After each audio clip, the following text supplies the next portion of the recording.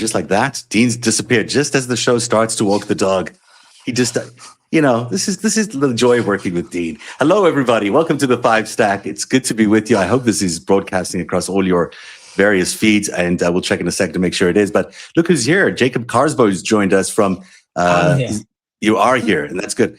You're now a best-selling author, which is amazing and well due and appropriate. And we'll talk about your book as well as all your amazing insights into what's going on in the Middle East. All of that is coming up. How are you doing, Jacob? Oh, really, really well. It's been a long time. It's good to be here again. To see you. It's good to have you here. And look, Dean's back. Hey, Dean. Hi, I just had to deal with the dog that was barking. Chances are it's going to happen again. She's indomitable. Good to see Jacob Carsbo today. Welcome to the FiveStack, everybody. And if you don't know who Jacob Carsbo is, you do. He's a best-selling author. Subverted is the name of his book. And not only is he a best-selling author, he's also a former Danish intelligence officer, UN Security Council member, and a lot of shit's going on in the world that we could use him for today. How are you today, brother? You all right? No, I'm good. And I actually used to be the top spook for the Middle East in the Danish service. So I've spent a lot of time in the Middle East and with the Quds Force, battling them in Iraq and Lebanon and Syria and all those places. So yeah, I know these guys, unfortunately. Yeah. Well, that's why. What so better guy to have here on the show? Yeah, exactly. I can do the jump into the 5 news, right? The top 5 breaking news. Unless, Dean, you want to ramble on about something else that's super important? Ground news. We do want to talk about ground news. I was going to say, I was waiting for you to do the ground news intro. You talked about it before because ground news is one of our sponsors. But let's. I know it's like a goldfish, but let's just start there. Because are you telling me that I start our shows with incandescent ramble all the time? Are you telling me that is that what you're doing? Is you insulting me? I'd like to think of it as a monologue of you expressing your views on inner things. frustrations. I love it. It's how I get tuned into the day's events, into the vibe of the day. I get it from you. No, dude, I'll tell you what, the FiveStack today, brought to you by our friends at Ground News, and we'll get to our friends at Ground News. FiveStack's your promo code 40% off, by the way, groundnews.com, FiveStack, your promo code 40% off.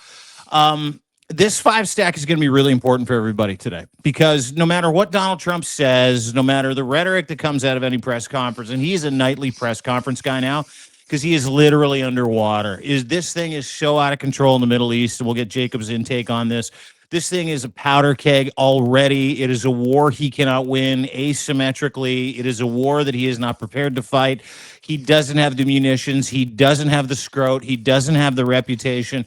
And I think it's going to be really important to pay attention to Jacob today, folks, because not only was he the wazir in the Middle East? The wazir. He was the chief of the bureau in the Middle East for Danish intelligence, but he's also a UN Security Council member. So let's get into it, specifically with number 5, and let's really lean on Jacob today. And folks, I need everybody to follow him. Hit the Chiron at the top. Give him a follow. He just got his first check mark. Let's get him a couple of more because he is Sherpa-ing us with Malcolm Nance in his daily briefings, which are absolutely incredible. If you get a chance to subscribe to Jacob, subscribe to Malcolm. These guys are keeping tabs on what's going on a daily basis, and it's truly incredible content, brother. Great job. Yeah, thanks. And Malcolm is meticulous, so when he gets down in these weapon systems and how you could block the Strait of Hormuz and et cetera, he's off to the races, and it's good fun. Well, let's begin with the big breaking news then today. It's day 11 in the war in Iran. 140 people are wounded, American troops are wounded. 7 are dead. That's official count. But really, that's just part of the story. This morning, Defense Secretary Pete Hegseth stood in front of the Pentagon press corps and promised what he called the most intense day of strikes yet. The most fighters, the most bombers, the most strikes, intelligence more refined and better than ever. The Pentagon confirms 140 American service members have been wounded since the start of the war 11 days ago. 8 are severely injured right now. 7 are dead. And Tehran is not backing down. As you would know, the IRGC says Iran, not Donald Trump, will determine when this war will end. let's talk about this death count, and then let's also talk about the terms that he's using. Even, it almost sounds like a reality show, Jacob. The extreme nature of his descriptions. Everything's going to get more intense and more exciting, and and the reality is, you've got 8 servicemen who are now dead. Yeah, I mean, Pete Hegseth and his boss, the president, they seem to believe that wars are a computer game, and this is how they talk. And but they're only fooling, themselves, because meanwhile the Iranians, they don't really give a shit, to be honest. They don't like, of course, when people get killed, and when Mustaba's dad, the old Ayatollah, got killed, etc., etc. But they'll keep going, and it'll be more of a death cult now going forward than what it was. And that's the terrible thing, because these guys behave like a death cult, and they're not going to say, okay, we didn't mean it. Have that 450, 460 kilos of highly enriched uranium, and we'll just take it easy and eat our dates and drink our tea. But that's not going to happen. So Yesterday, sorry. No, that's all right. Come on, sir. No, yesterday he mentioned that the president walked into the Trump Republican House meeting, and he said, "We've already won in many ways, but we haven't won enough." Then he walked to the cameras and said that the war is pretty well complete and will be over very soon. It doesn't look like it's actually going to be over very soon at all. He says, and then Pete Hegseth said it was only just started, and then a journalist asked Trump, "What do you mean? Is it started or is it over? What?" And he's like, "It's a little bit of both." A little bit of both. My brain freezes, man. Did you see that yesterday? Did you see him? It's like, okay, so there was one reporter that was like, "Okay, listen, dude. You just said it's very nearly complete after a phone call with Putin. However, your press secretary, or let's call him a press secretary, he's not a secretary of war, was like, we're just getting started. We're going to hammer the fuck out of these guys till September at least." And he goes, "It's a little bit of both." It's like, it's crazy when you really think about it. There's no strategy. There's no plan. They're running out of ammunition by all accounts. I mean, this is a recipe for disaster. On top of that, the Energy Secretary is now posting that the U.S. Navy warship had escorted an oil tanker through the Straits of Hormuz. That was a lie, or untrue, or something, or a market manipulation. But there was no U.S. Navy warship helping any tankers through the Straits of Hormuz, although oil prices did change on the news. This is a very out of coordination, not very well constructed war effort at all. They really don't know what they're doing, or maybe they do. They're just trying to, juice the markets. But either way, it looks terrible. And exactly the same thing with the Strait of Hormuz. They talk about, we'll escort ships. Unblocking the Strait of Hormuz is not a cakewalk. It'll take a whole lot. They'll need Marines or someone else in place to control the islands, the Iranian islands in the Strait. And, they'll need to clear it for mines. They'll need to get rid of thousands of those IRGC speedboats that they would use for suicide bombings, etc. So this is a huge undertaking, and from what I can understand, there are no Marines in the area, so they'll actually have to come from the Asia Pacific theater or from the Caribbean. It's not something they can do next week or the week after. There's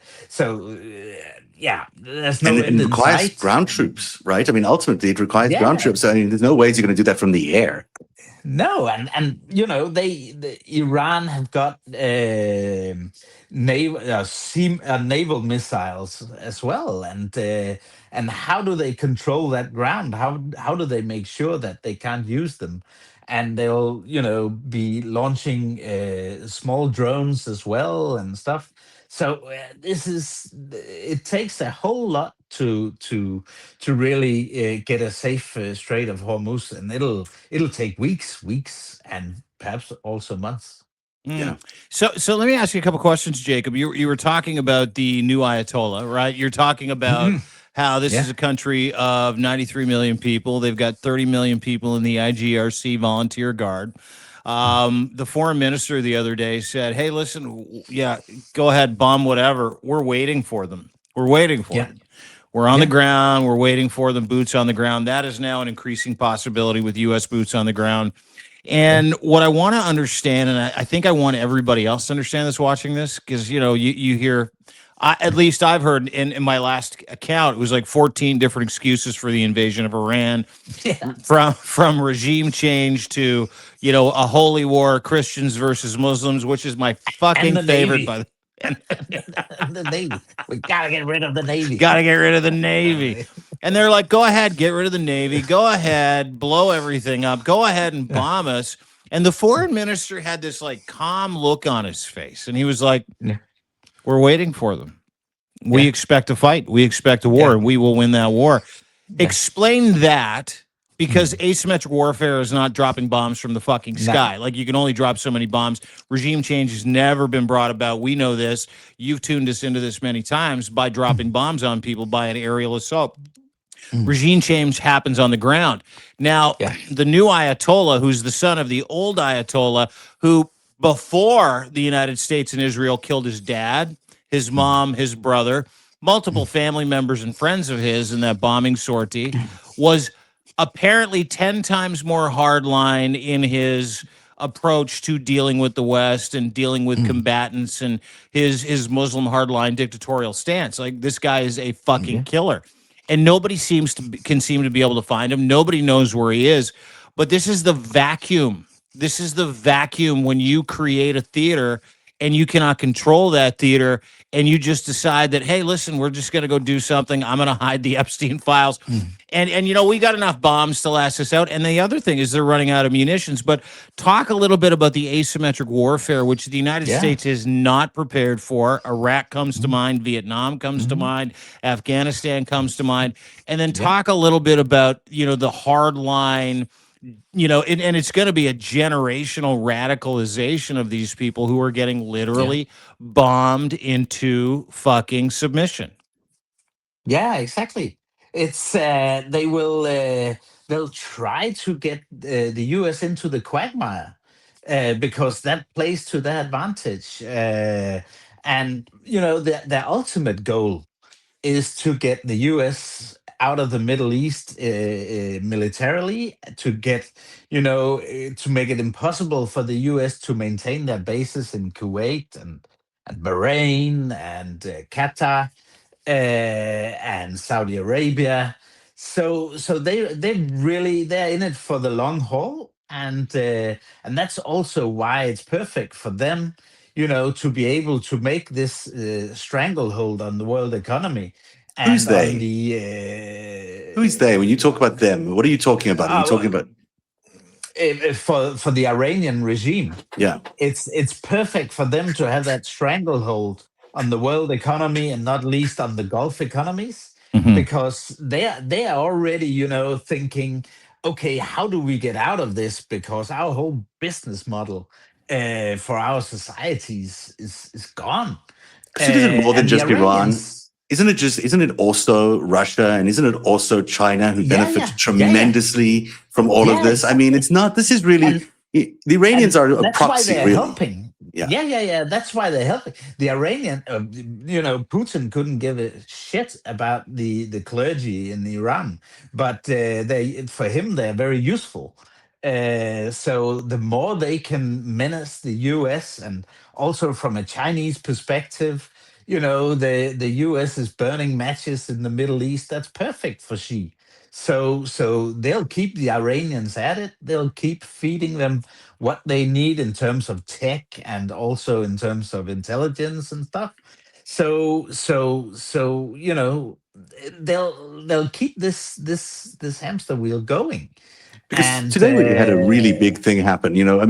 This announcement yesterday, I guess, that Donald Trump sort of throwing under the bus Steve Witkoff and Jared Kushner. This notion that these two people, Steve Witkoff is a Russian asset. We can all pretty, say that pretty clearly. He always has been. He was installed in the White House by Putin.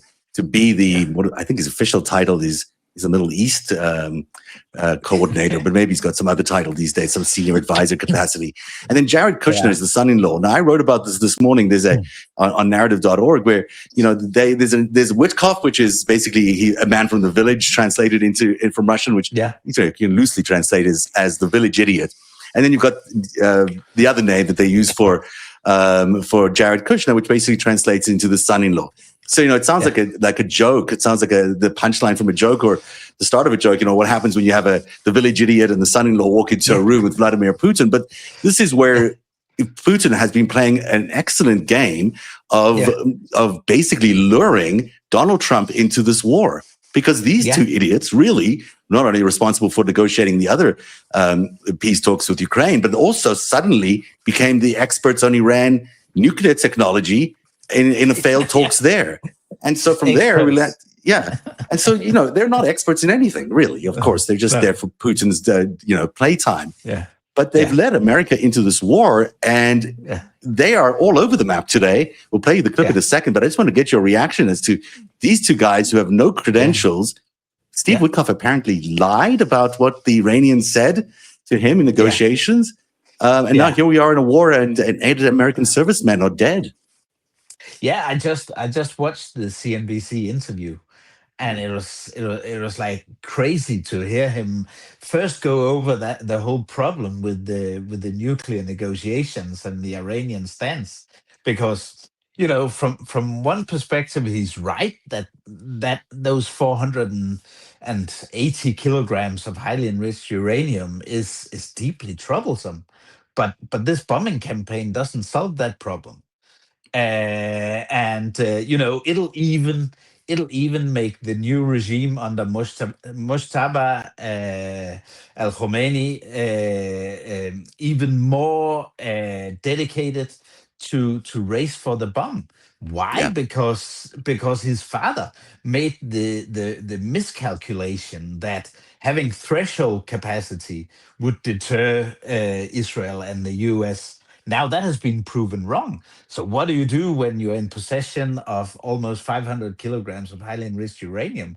Then you'd race for a bomb, and rather a dirty bomb, a simple design than the grand thing, just to be able to get some kind of deterrence. So This is really, really dangerous. And I will tell you, if any one of our listeners thought that the operation to capture or kill bin Laden, Operation Neptune Spear in Abbottabad, if they thought that was complex, getting hold of that uranium is like, the most insane operation that would have ever been. It's unbelievable. So you're actually saying that the world is in far greater danger of a nuclear confrontation now because the new leadership is more incentivized to get the full bomb, to actually develop the entire thing. They've only had stockpiles up until now.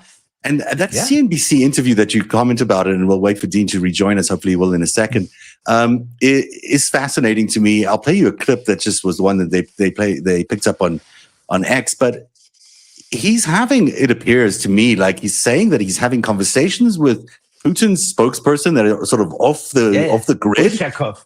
That used to be the ambassador here in Copenhagen. I mean, well, I'm sure he's very good at what he does. And right now, he's playing the U.S. White House as fools with his relationship with Witkoff. I mean, to listen to this clip. Hey, Dean, you're back? You can hear us? I hope so. Yeah, I got you. Okay. Can you hear me? Okay. Yeah, you're a little delayed, but we'll figure it out as we go along here. Let me play you this clip, and hopefully it'll play with audio as I'm trying something new here. But let's see if it works. I can tell you that yesterday on the call with the president, the Russians said that they have not been sharing. That's what they said. Mm-hmm. So, we can take them at their word, but they did say that. And yesterday morning, independently, Jared and I had a call with Ushakov, who reiterated the same. So, I that's a better question for the intel people, but let's hope that they're not sharing. Let's hope that they're not sharing. Is his response? It's definitely a better question for the intel people, but I mean, it's remarkable. Listening. It's remarkable, right? I mean, that they're saying that they've assured us this is not happening, and therefore, and it's to be clear, what they're saying is that the targeting data that the Russians have alleged to be feeding Iran Yeah. To target ships, bases, you name it, in the Middle East, is not happening, according to Witkoff, because he's got the word of the Kremlin on this. Yeah. And I tell you what, if we look at how the Iranians have managed to hit, not least US radar systems, really, really expensive radar system, not least in Jordan, the THAAD system, the really complex system, that takes precise targeting data. And it would be only the Russians or the Chinese who could provide it. Right. So that's very chilling when you think about it. If they have provided all this targeting data to the Iranians, and they have all this data, there then are no coincidences when we look at the pattern of what the Iranians have managed to take out with those drones, and that's quite scary. And basically, they cleared the Middle East. Number of ballistic missiles, etc., is going down. There could be various explanations for that, but when you saw what the Iranians have managed to take out with, drones, simple drones that Ukraine are faced with each and every day almost, then and I think if I can, I want to ask you a question. But can you hear me? Can you guys hear me? Yeah. Okay. I want to ask you a question about that because, it speaks to the lack of preparedness. And you can look at, the record low petroleum reserves in the United States also as another lack of preparedness. But this is a regime that is largely, if I'm not mistaken, largely not just unprepared, but have no idea about preparedness, no idea about the theater of war. It doesn't matter what Pete Hegseth says. Doesn't matter what Donald Trump says. Doesn't matter what Marco Rubio says. These are sycophants. These are civilians. These are failures in human life that have been given these gigs to go and attack Iran. And and to that point, I don't think they know what they've done. I think they know what they're trying to use this for. Obviously, the Epstein files. This has been called Operation Epstein Fury by better people than me.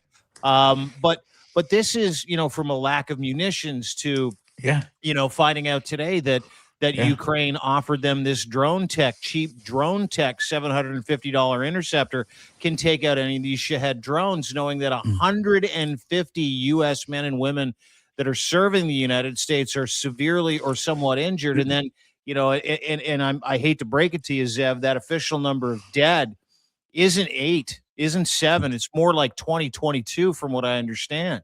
Well, the official number is 8, but you're right. The actual number might be much higher.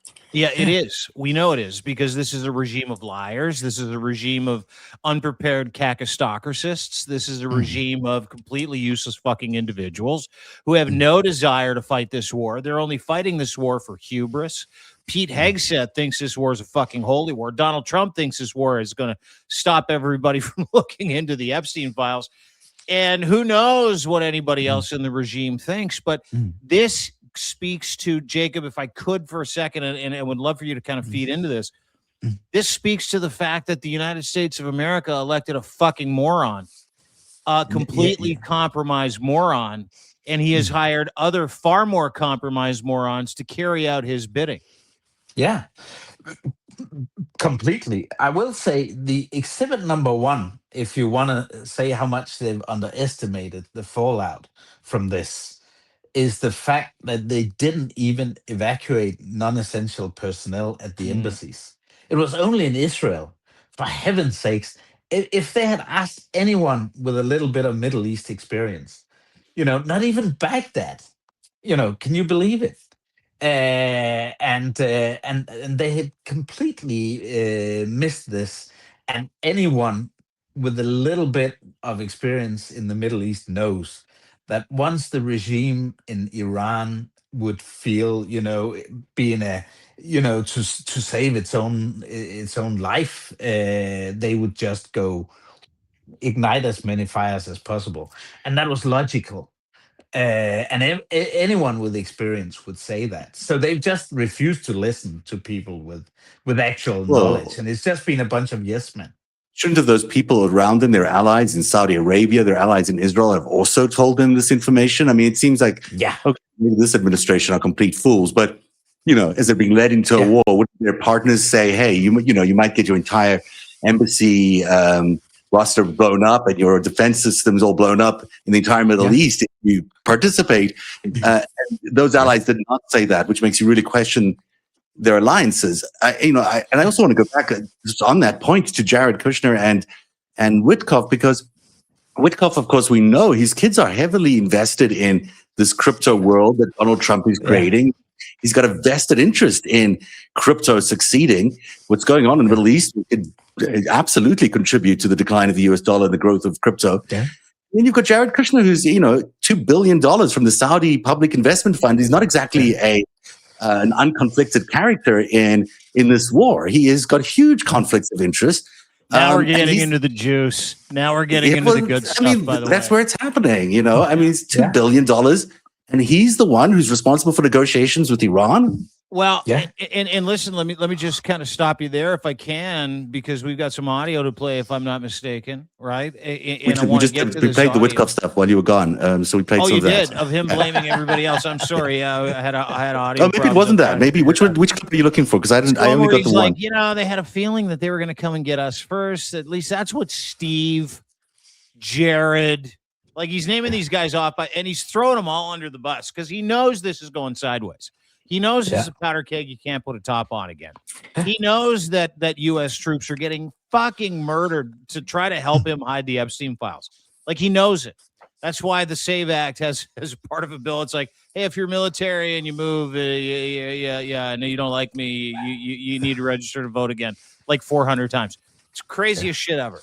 But the interesting fact here, and Jacob, maybe you can shed some light on this, is that he legitimately now is saying, and he said last night, and he will say it again because he does have dementia and he is fucked in the head.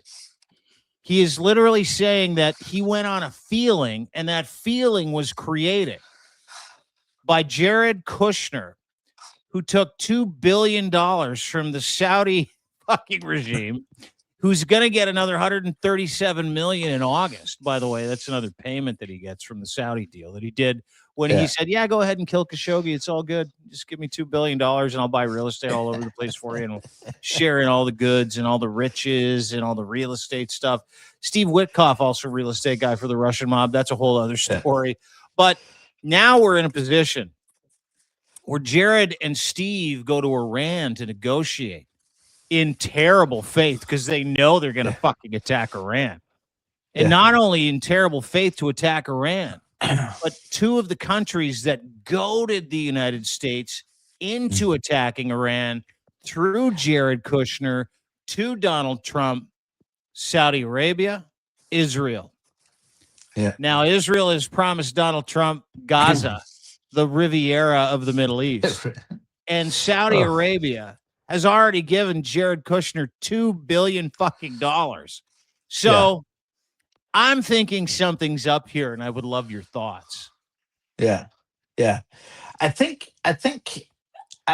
don't know whether the Saudis have been that active in that whole scheme, because I think they would have known, that this would end up in a mess. And you have to see, the Iranians have destroyed really the business model of Qatar, of Bahrain, of the UAE, of Kuwait, and just one example of how bad this is going to go is the fact that Dubai, they get 30% of Dubai's economy has got to do with Emirates Airlines, and that whole transit hub that they have they've created, and all the tourism that stems off it, and that's not going to come. That's back. gone. That's gone. It used to be the party center of the Middle East, but it's no longer that, because who wants to travel there if you're going to have your hotel blown up or whatever? Can I just feed into that if I can, just for a second? We literally just one thing. A couple of months ago, for instance, when I went to South Africa, I went via Doha. I wouldn't consider doing that again. No, No, no one wants to fly to the Middle East anywhere.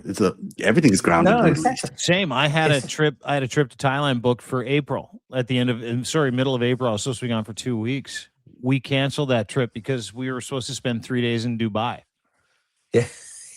Right? There's no way. And we were flying Air Emirates. We were really excited. You know, my partner's one of those people that loves, like, how do we get business class for like beer class? Like, how do we do that?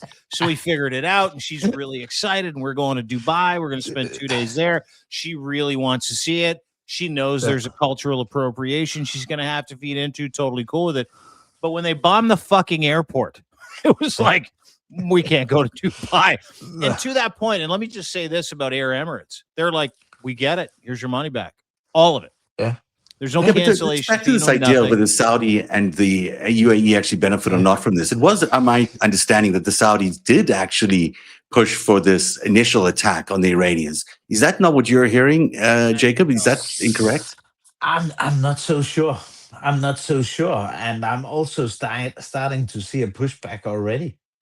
Well, the pushback is real. I get that, but I mean, the initial stages of this attack were they actually pushed by the Saudis to do this? I gotta dig into Jacob. What do you mean you're seeing pushback from your intel community? Explain that. No, from the Gulf Arab states, you know, because it's a disaster for them, and now it's about mitigating the disaster.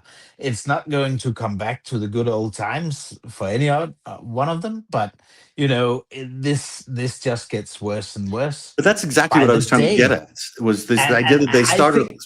I'm skeptical that the Saudis, maybe because MBS is more of a risk taker and more rash.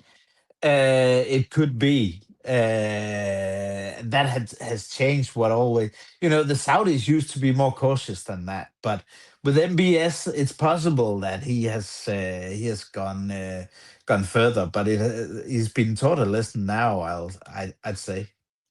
I'm just curious if that has changed since the start of the war. Like 10 days ago, when they said, "Let's go to war," or "Let's attack these targets," the Saudis seemed interested in that, or seemed to be supportive, according to early reporting. Now you're saying that that's changing.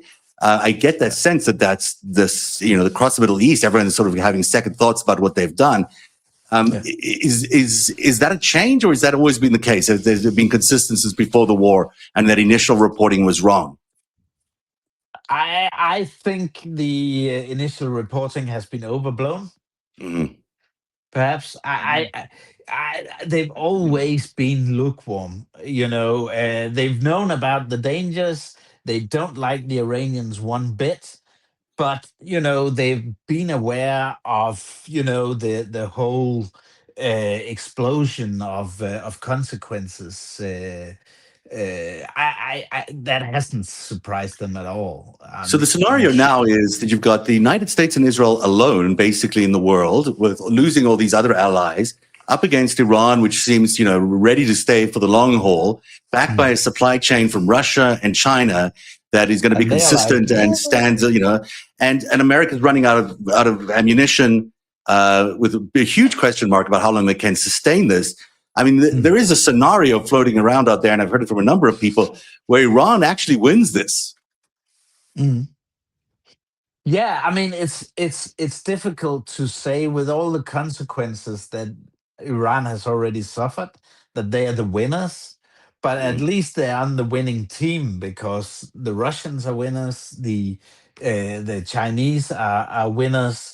So, in a certain sense, you could argue that the Iranians could also be in a better position after some time.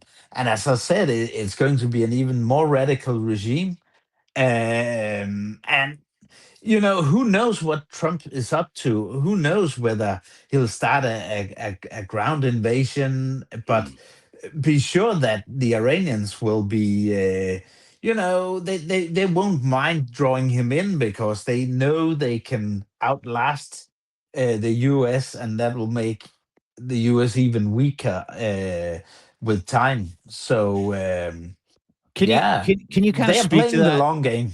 Yeah, well, let's get to that according to ideology and extremism, right? Like, the people of Iran, they're on home soil. It's like the people in Ukraine, they're on home soil. They're fighting for something different than someone else's war, right? Yeah. And set ideology apart just for a second, but not so much. Is that when you're attacking a country and you're doing it for nefarious reasons, and this, soldiers know this, the people attacking another country know this, and they all look around and look at each other. I'm sure you've had some of these experiences where you're like, the fuck are we doing here? Right? Yeah. That's a very different motivation. That's a very different motivation for so many people that are fighting a war on behalf of their country. And to that point, we'll get Jacob back in just a second. To that point, what a lot of people don't understand is that Iran has had 47 years to prepare for this militarily. Iran has had 47 years to prepare for this spiritually. To propagandize people over a, half a century in a country where you get access to burning books and getting rid of heretical, information about the West, and you get a chance to literally warp the minds of two generations. A generation is 25 years. They got two generations of hardliners that they've been able to say, Zev, and this as well as I do, being from that era. You got family from that era. You understand the ideology behind hardcore extremist Muslims.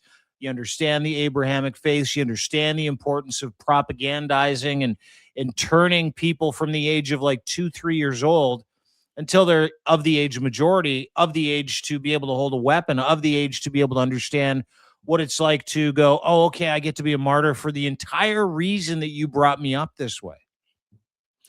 The United States is not wired for that. They are not wired for asymmetrical warfare. They are also not wired to understand, as cool as everybody in the United States is an evangelical Christian that believes in, Christian nationalism. They're like, this is a holy war. As cool as you are, you do not understand how fucking angry these people are. There you go. I can't hear you. There you go. Can you not hear us? No. Can you hear us? Hello, hello, We'll hello. get it back.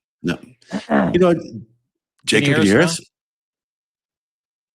Hello, Jacob? No. Can you hear me? I can hear you. Yeah. Can you hear us? I can't hear you. Oh, well, that's odd. I don't know how to fix that. You have to try get back He's in. gonna have to go to his dude. I can't hear a thing. I know. I couldn't either. Go out and come back in.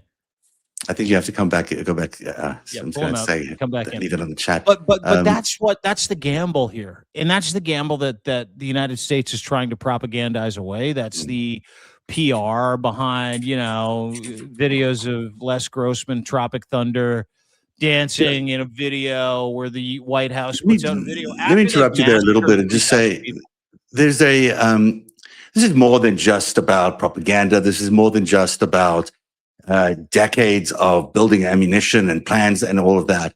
This is a war that America has been entrapped into, and we've been walked in there by Witkoff and Kushner, which proves the fact that it was the Russians basically who did this. They're the ones who benefit the most out of it. They're the ones who pulled us into this war. And then the other thing which really struck me, there's two other things that happened that really struck me. One is this attack on the school. Now, clearly you've got the school was attacked by American Tomahawk missiles. That's been proven now, no matter what Donald Trump wants to say about it. Now, it happened to be next door to the IRGC facility, and it's quite possible they just got the wrong information. Now, the question I have is who gave them that information? Because whoever gave them that information knew, in all likelihood, that there was a girls' school next to the IRGC facility that they were trying to strike. So you've got two situations there where America is being led into a war, and then you've got a situation where America might be led into this school attack. And then there's this third one, which is the fact that they killed all the IRGC potential successors to the Ayatollah. So you had all these people in the IRGC that Trump wanted to give Iran to, but they all died in the initial attack. That's three very big events to happen. And maybe they're coincidences, but likely they're not.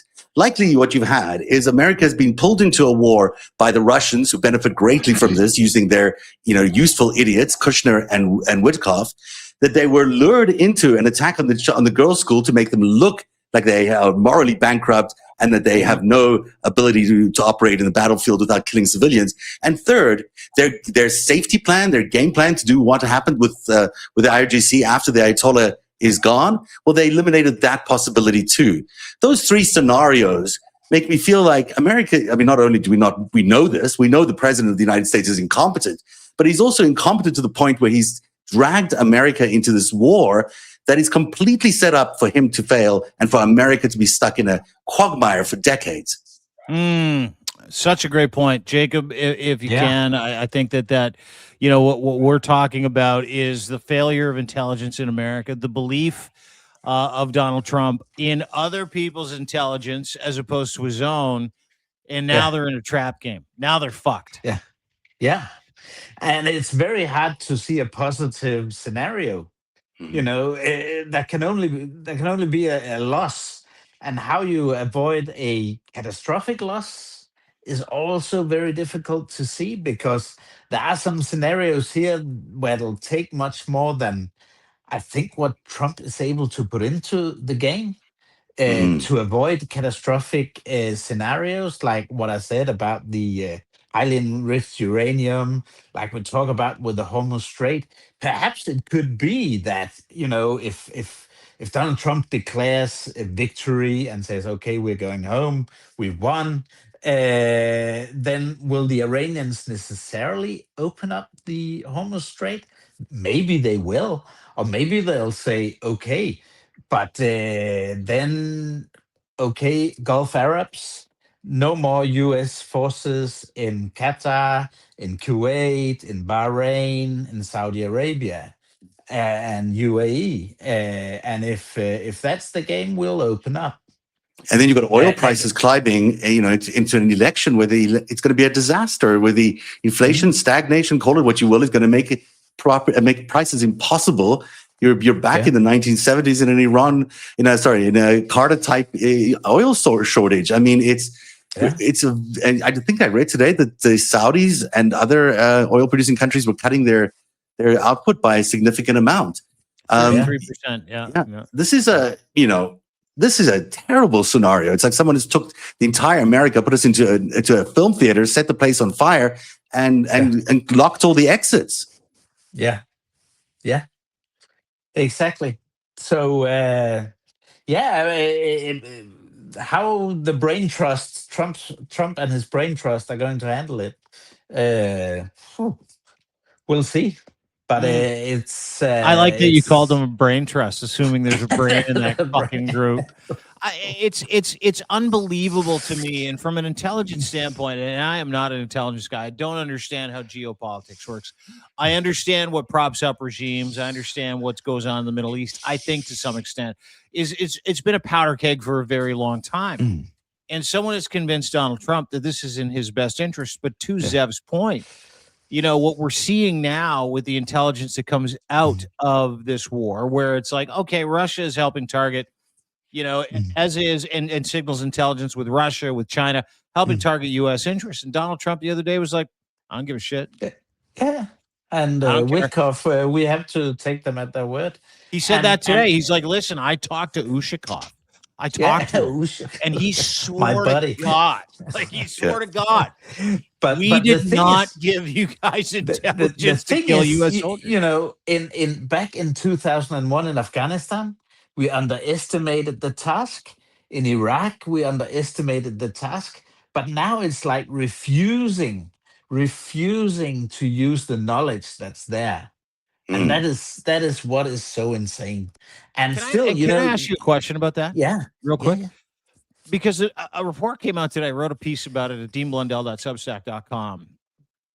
That 7 months ago, the Ukrainian military, who is now interceding in the Middle East on behalf of the Gulf states, the Emirates states, and the United fucking States, with $750 to $2,000 drones to stop Shahed drones, which nobody seems to be able to do, with the exception of Ukraine.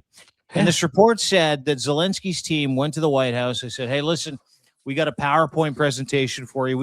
You can build a 20 million drone system in the next 5 to 6 months that will protect you and your interests around the world. And we have the technology to do it. And Trump chose instead to mock him for 7 months, call him a dictator for 7 months, tell everybody we're not interested in this drone technology. And now he's literally fucking begging Ukraine to help him because the PR is so bad. Isn't that what we're talking about? Isn't that one of the greatest examples of the hubris and the not just unpreparedness, the hubris, the bullshit, the kakistocracy, the puppetry of Donald Trump when it comes to Putin's hand being immediately up his own disgusting asshole? Yeah, and one of the few upsides in this from a Ukrainian or European perspective is that this actually gives the Ukrainians leverage. And Zelensky said it the other day that we have to have serious diplomatic talks with the Arab states. We will help them, and then they also need to help us. So I think the Ukrainians will say, "Of course, we'll help you. We have the technology, we have the know-how." But then again, we take no more bullshit, and we don't take siding with Russia and shielding Russia, etc.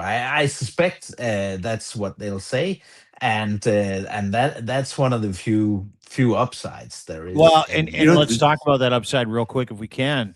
What a way to switch momentum for Ukraine! Like, what a change in momentum for them. You have every country getting attacked by something that the guys that abandoned them have caused. And now Ukraine is like, we'll help everybody, but you got to help us. Like, are those conversations happening right now that you understand? I think so. I think they are. Because the Arabs are in trouble, and the Ukrainians know that it's now they have to do the deals. But also, from the the Ukrainians are celebrating because they know with the oil prices and Putin taking advantage of that, and they also know that the missiles for the Patriot systems will be harder to get. But I suspect due to the U.S. trouble now with the Shahids also, they might be able to say, okay, we give you Shahid, we get PAC-3. You don't have to worry too much about it because, Americans have now got their secret weapon when it comes to drones. Eric Trump and Donald Trump Jr. have merged their publicly traded golf course holding company with PowerUs, a Florida drone manufacturer that makes heavy lift military drones, 500-pound payload capacity, tactical defense platforms, maritime surveillance systems. And they're targeting the Pentagon's $1 billion drone procurement budget, which no doubt their father will allow them to get.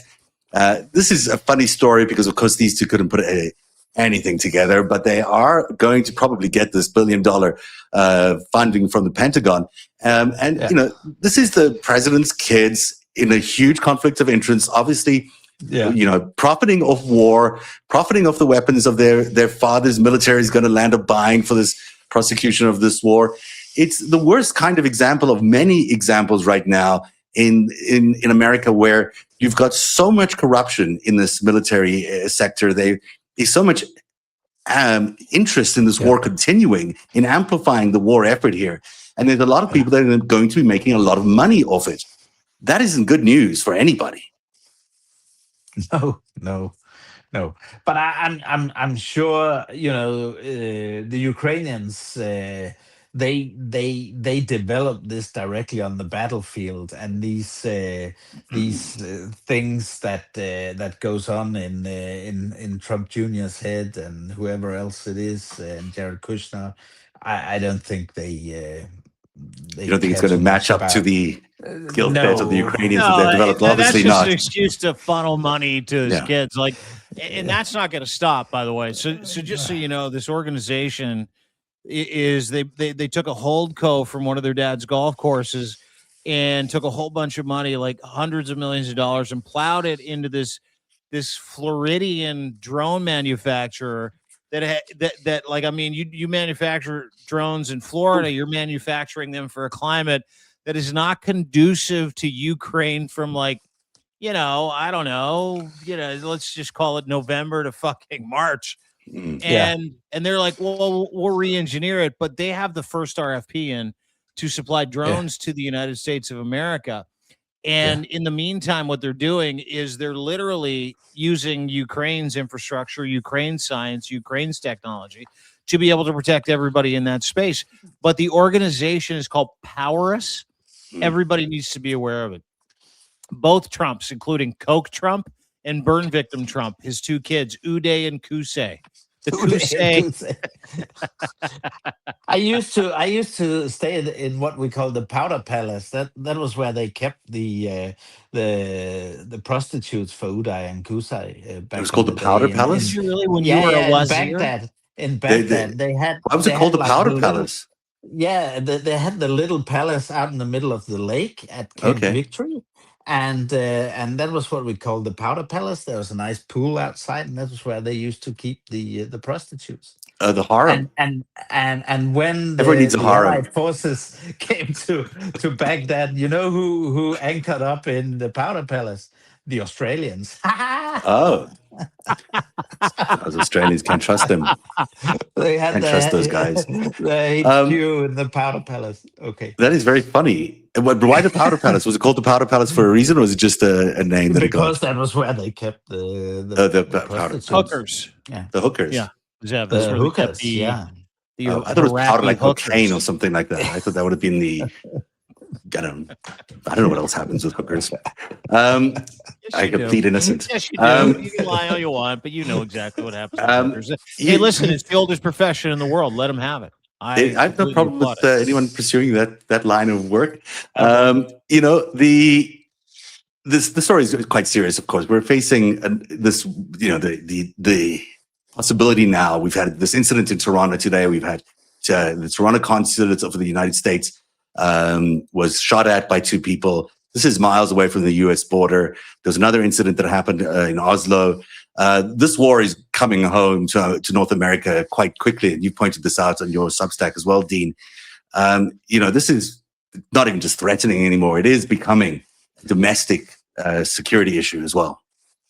Yeah, and you know what? I think it's incumbent, and the reason why I wrote a piece about it, if you go to deanblundell.substack.com, someone shot at the U.S. consulate in Toronto this morning.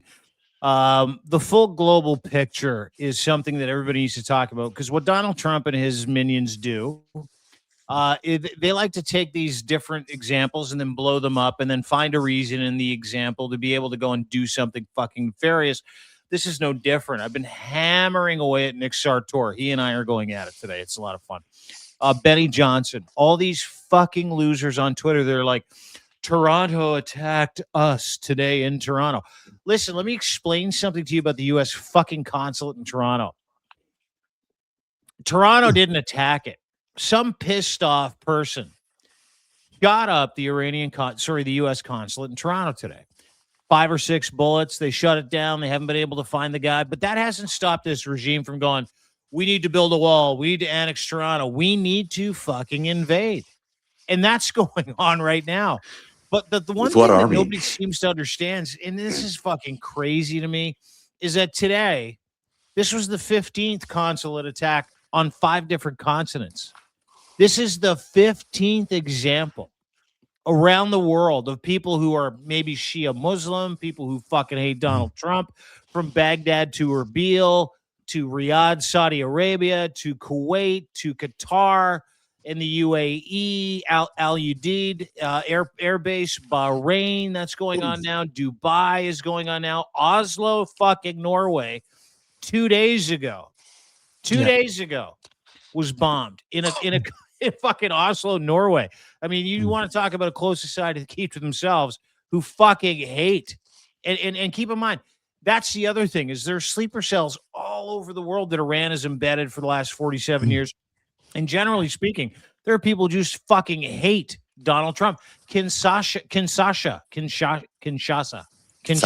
in the Democratic Republic of Congo. That was attacked today. DRC. I mean, the DRC. Like, I don't think they ever stopped shooting in DRC. No, they don't. To be honest. But to your point, and to Zev's greater point, you know, they're going to wind this up, specifically when it comes to Canada. And I put a post about this up the other day because they're already working on it. I saw some intel the other day that was unfortunately shared with me where it's like the United States is going to try and frame Canada as an IGRC friendly country. And they're going to try and figure something out where they come after Canada in some policy capacity, in some annexation capacity. And today, Donald Trump referred to Mark Carney as governor of Canada, his governor of Canada. So I would love your thoughts, Jacob, if you can, about the spinning of these things. It's almost like the United States is welcoming these attacks on sovereign territory around the world for this reason. Yeah. Yeah, it's absurd, isn't it? And as you said, the scary thing is that what we've also seen this in Denmark and Sweden. You mentioned Norway, that the Iranians have used, criminal gangs to try to get to the Israelis and make attacks against the Israeli embassies, etc. So all that stuff is there, and the Trump administration is acting a bit like Putin would, just like getting some excuse for doing something crazy. And yeah, it's scary stuff because you don't really know. It's extreme, isn't it? But America's in the target as well. I mean, America's got to have this huge Iranian population. They're going to have potential. Yeah. I mean, it would be remarkable if there wasn't a terrorist attack that the Iranians sponsored inside the United States. I mean, it seems like that's just bound to happen. It's just, it seems like the natural revenge thing they would do. So it's not just these other countries. It's also America at home facing these domestic threats that we haven't had in a while. Do they have those sleeper cells? They obviously do. I mean, you know. Yeah. I mean, that's the thing, right? Like Iran The Iranian population is huge. Yeah. Yeah, I mean they've been able to do this for many years and around the world really. The MOIS, the intelligence service, and the Quds Force have been nurturing this in a number of countries, and they've also carried out attacks more or less worldwide in Europe, in Latin America, in Asia. They've come close in Azerbaijan, just to mention one example. Also, so Georgia, and in Europe, in Bulgaria, in Denmark, in Sweden, in Norway, in Holland. So yeah. Right. We should talk about your book before you leave, because we're already out of time here. And you're being praised for so much clarity in getting us a head start on what the intentions were in Greenland and elsewhere. But I'm really interested in clarity in how we get out of this situation. Like, tell everyone about your book and why it teaches you something about how we're going to get out of this situation. Well, I will say it talks a lot about how Trump has connected with Putin over the years. It's not new information. What we've just done is get out all the stuff from the various investigations that have been and the knowledge that's there, and lined it up and said, okay, this is what's happening. This is why we see Trump and Putin cooperate in Europe in various ways, and be on the same side, and just getting out all the evidence, and also to see how from an intelligence perspective how dangerous it is to keep America close, because with all the loyalists that in the second Trump administration have been fed into the system, and with all the compromise that we know is there, then from human, for instance, you can't cooperate with the US. It's there's a sacred bond, and this is about physical security of human beings, of agents. So you can, and I would doubt seriously that we'd be able to recruit any Russian of value if we couldn't guarantee that we wouldn't cooperate with the U.S. Because there would be no faith Right. In that.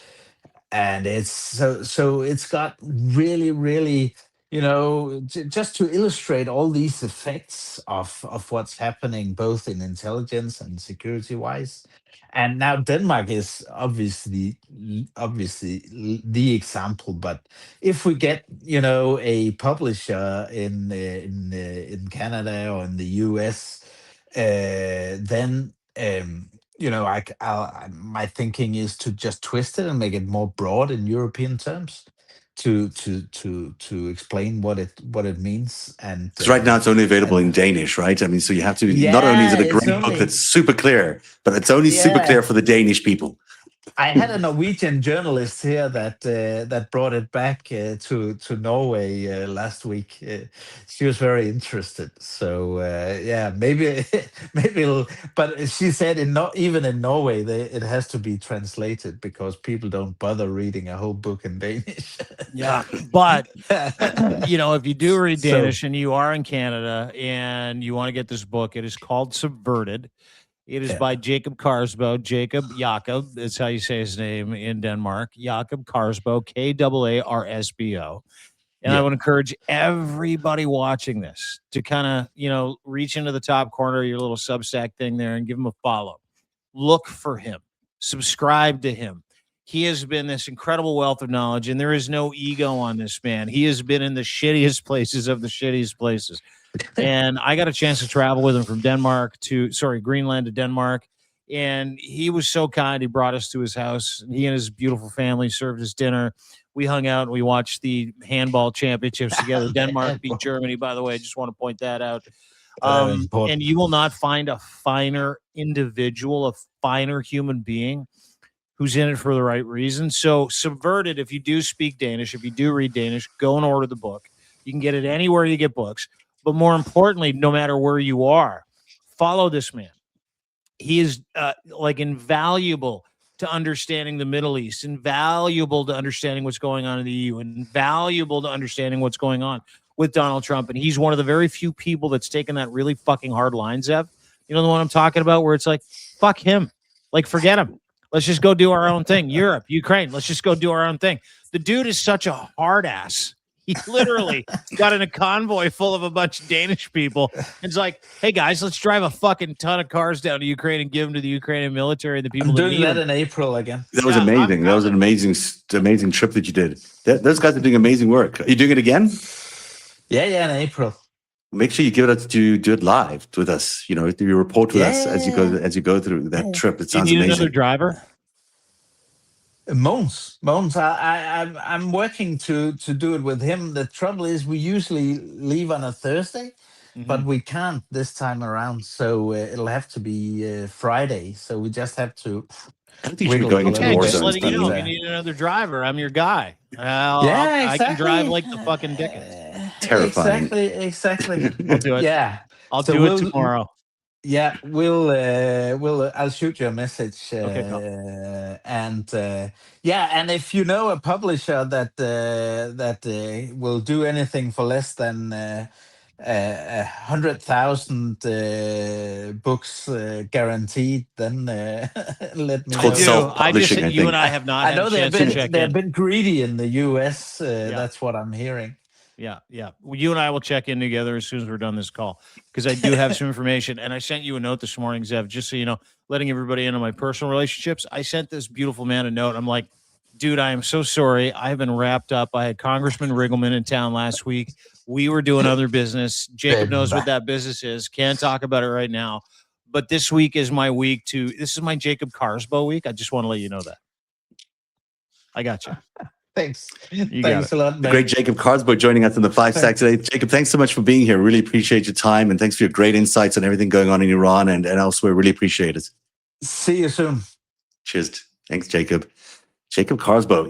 Dean, I'm keeping you behind a little bit because we just want to forget. We just want to underline something about ground news, which we have to do. Can you hear me still? Can you hear me? Are you talking about my favorite news organization? Or are you talking Yes, about I'm the talking about your only favorite group? news organization. Dude, You know, I was talking about these guys today with people in a chat. So, like, my Substack, 1 year, by the way, I want to thank everybody. It changed my oh life. yeah, happy birthday. Yeah, thank you so much. Go to deanblundell.substack.com for the next week until the 17th. We got 50% off annual Oh, subscriptions for new and free. Just go there, buy memberships. Doesn't matter what you do with them. I'm just so grateful. Anyway, ground news. About a year ago, I find them and I'm like, wait a second. This is like, I can tell people about where to get news. And I told people in my chat today, I'm like, hey, listen, the only news source I trust is Ground News. Go to groundnews.com. And I was a client before they became our friends, our partners here at the FiveStack. And if you subscribe today, you get 40% off. And their service is incredible. They teach you about blind spots. They'll tell you who's reading this. They'll point out the gaslighting. They just give you the facts.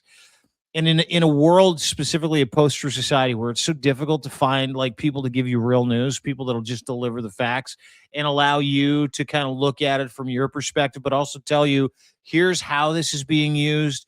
Here's why it shouldn't be used. Here are the facts. Here's the treatment. Now you're armed for the rest of your day. If you go to groundnews.com//FiveStack, you will get 40% off. There's so many people that are looking for a Sherpa in this post-truth society.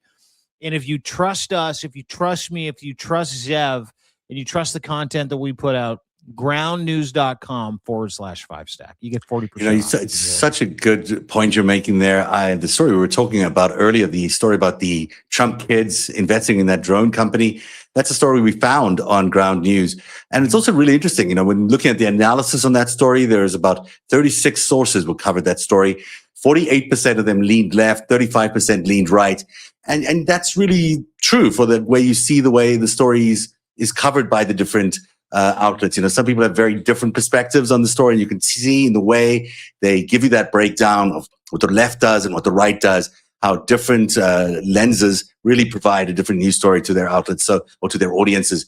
Everyone should check out Ground News, and everyone should subscribe at groundnews.com/FiveStack, and it's where you get 40% off if you use that logon and the FiveStack code. And that is the news today from FiveStack. We're a newscast, Tuesday? I guess. We Tuesday, of sorts. I guess so. Is this news commentary? I don't even fucking know what this is anymore. This is news. We're doing the news. Is this news? Are we doing news? Yeah, we're doing the news. We're just doing the news in reverse, sort of. So today we only did the one stack. We didn't even do. It often happens that way. We kind of mashed it all in there, but we got to the 5 nuanced stories, but it's all Iran. It's all Trump. It's all the end of the kakistocracy. That's the only thing that we give a shit about here, specifically between myself and my friend Zev Shalev. Everybody needs to go to narrative.org. Please subscribe to Zev. Everybody, and I mean everybody. His reporting is bulletproof when it comes to the financial crimes of the Epstein files, and we are on the precipice. We're real close to Pam Bondi actually standing in front of the cliff going, should I jump or should I not? We're also very close. I mean, this is the Operation Epstein Fury. This is a war predicated on him trying to save himself. We now have 150 military personnel whose lives have been changed forever, and probably close to 25 military personnel from the United States who are now dead, who are now fucking dead, because Donald Trump doesn't want you to know how disgusting and perverted he is. Donald Trump doesn't want you to know how he's protecting his friends. And I'll leave everybody with this. Thomas Massey was on a podcast the other day. The former MAGA guy. He's on a podcast. He's like, I got a call from Trump when I was trying to get this Epstein Act passed. And he said, I'm going to come after you like nobody's ever come after you in your life if you do this. Ask yourself fucking why. Ask yourself why. It's a fact that came from Thomas Massey. Everything we talked about today is to protect one man who is incontinent, one man who's a rapist, one man who has dementia, one man who likely now has cancer. I don't know if everybody's seen that giant what is that rash he's got on his fucking neck. Shingles or cancer. I've heard cancer. One man who is a convicted rapist, one man who is a 34-time felon, who is leading you to destruction as a country, the end of your fucking empire. So every single maggot that's out there feeding into my Twitter feed, every single person out there that's like, Donald Trump's doing a good thing.